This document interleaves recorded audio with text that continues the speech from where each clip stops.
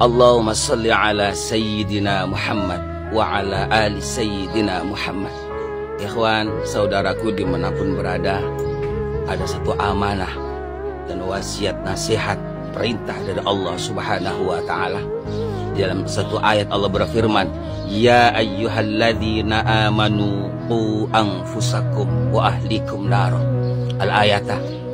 Wa man wallahu alam bisawab. Wahai orang-orang yang beriman, ku jagalah anfusakum wa ahlikum nar, dirimu dan keluargamu, anakmu dan istrimu dari api neraka.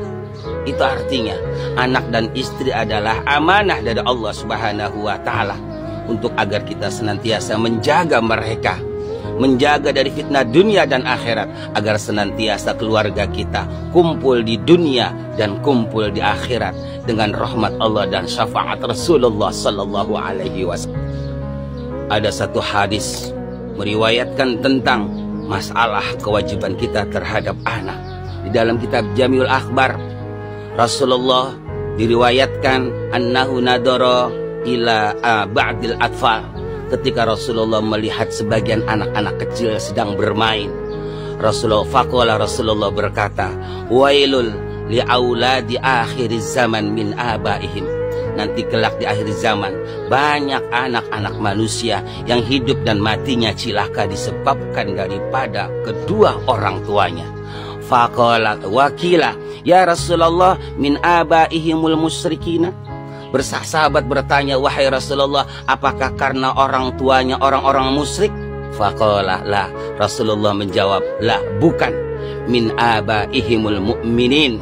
Orang tua mereka adalah orang Islam, orang tua mereka adalah orang-orang yang beriman. La yu'allimunahum syai'an minal faraidi. Mereka tidak mampu mengajar mendidik agama terhadap anak-anaknya, tapi tidak pula menyantrenkan dan menyerahkan atau menitipkan kepada ahli agama. Wa idza ta'allamu auladuhum, bahkan ketika anaknya ingin belajar agama, meminta menyantren, meminta belajar agama, mana'uhum, justru orang tuanya melarang mereka. Waradu anhum bi'aradin yasirin minad dunya. Mereka lebih suka, lebih ridho anaknya belajar ilmu dunia, lebih suka anaknya sekolah daripada mondok pesantren. Entah apa alasannya. Mungkin karena alasannya kalau mondok pesantren tidak mendapatkan ijazah dan tidak punya identitas dalam hidupnya. Dan kalau sekolah atau pendidikan formal, pendidikan dunia, mereka menganggap dapat ijazah. Kalau dapat ijazah bisa kerja, kalau bisa kerja menganggap anaknya akan kaya. Subhanallah wa bihamdihi. Sedikit pemahaman mungkin orang tua takut kalau mondok pesantren anaknya hidupnya miskin dan fakir. Subhanallah wa bihamdihi. Apa kata Rasulullah? Wa ana minhum bari'un. Orang tua seperti itu bukan umatku. Wa hum minni bira'un. Dan mereka tidak ada urusan denganku. Artinya orang tua yang tidak mendidik anaknya ke pendidikan agama tidak diakui umat Rasulullah sallallahu alaihi wasallam. Bahkan di dalam satu hadis di dalam kitab Hazinatul Asrar, Rasulullah mengatakan, wailul li auladi adama min abaihim la yu'allimunal qur'ana wal faraido. Cilakalah bagi seorang anak yang punya orang tua tidak mau mendidik agama kepada anak-anaknya, bahkan membiarkan anak-anaknya jauh dari pendidikan agama, lebih ridho mempelajari ilmu-ilmu dunia. Wa yang syauna juhalan, sehingga anaknya tumbuh dewasa tidak mengenal siapa Tuhannya, jauh daripada agama dan tidak mengetahui syariat-syariat agama.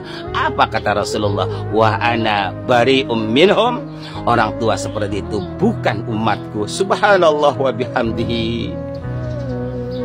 Bahkan Allah berfirman di dalam Al-Quran, la'alla shawab, surat At-Taghabun ayat 14-15.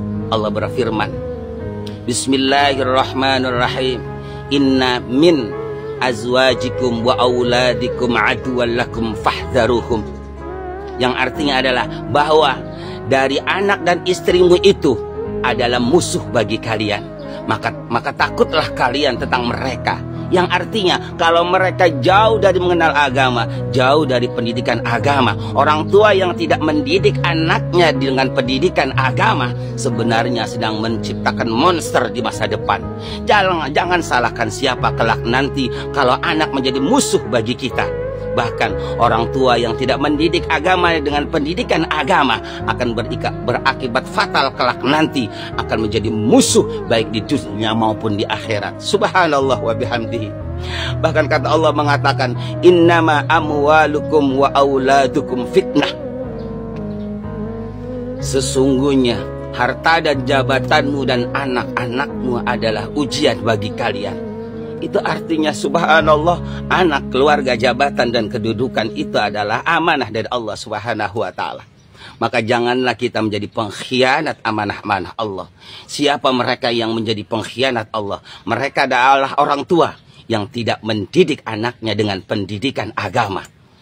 Dan ironisnya lagi saat ini memang subhanallah, fitnah semakin menjamur akhir zaman. Di antaranya adalah orang tua lebih bangga membangunkan anaknya untuk bekerja atau untuk sekolah daripada membangunkan anaknya untuk sholat subuh. Dan lebih fatal lagi, orang tua sekarang lebih bangga melihat anaknya bergerak dengan tarian-tarian seni daripada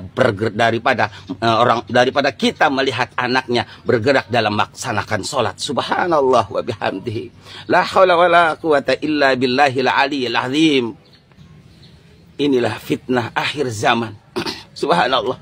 Seorang anak lebih bangga, lebih mampu dalam urusan ilmu dunia dan usaha, tapi bodoh urusan akhirat. Tidak mampu mendoakan orang tua, tidak mengenal agama, bahkan tidak mengenal Tuhannya, tidak tahu rukun sholat dan batal sholat, bahkan buta sama sekali tentang syariat agama. Subhanallah wa bihamdihi. Sehingga tidak manfaat bagi kedua orang tuanya baik di dunia maupun di akhirat. Boro-boro mendoakan orang tuanya, mendoakan dirinya sendiri pun tidak mampu. Boro-boro berziarah kepada orang tua, ketika mau berziarah kepada orang tua pun mencari orang lain untuk menziarahkannya. Subhanallah.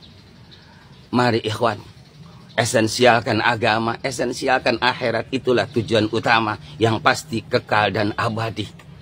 Dengan cara apa? Dengan cara pertama, ayo paksakan anak kita untuk belajar agama dengan berbagai macam cara dan didramatisir semaksimal mungkin.